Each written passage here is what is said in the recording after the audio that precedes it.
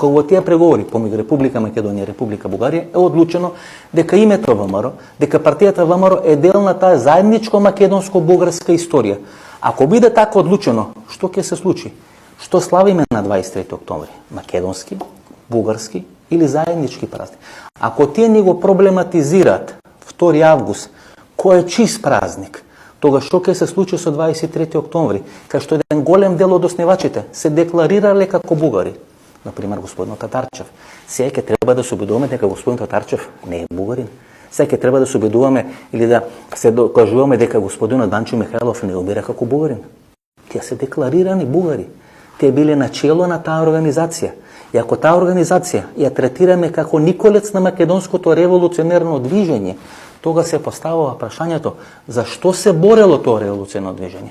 За независна Македонија, која ќе се спои со бугарското кнежество, бугарското кралство, со бугарското царство. И дали на тој начин ние сами не си пукаме во нога?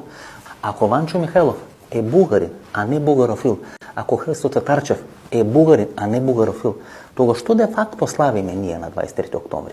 Ако на Кичевскиот конгрес Лјупчо Ѓорѓиевски, како председател на ВМРО ДПМН, дава предлог кој е прифатен од партиското раководство или од тоа собрание на ВМРО ДПМН која се има случајно во Кичево 1995 година, дека ВМРО ДПМН има континуитет на историското ВМРО, тогаш ние ги прифаќаме и бугарите Ванчо Михајлов и бугарините Христо Татарчев. И ако таа партија е наследник на тоа револуционерно движење, а ако начело на тоа револуционерно движење биле бугари, биле декларирани бугари, тога со право не запаркаваше господинот Божидар Димитров, кој велеше дека ние славиме бугарски празник, дека Скопје 2013 во најголем дел е бугарски парк кој е формиран во центарот или во главниот град на Република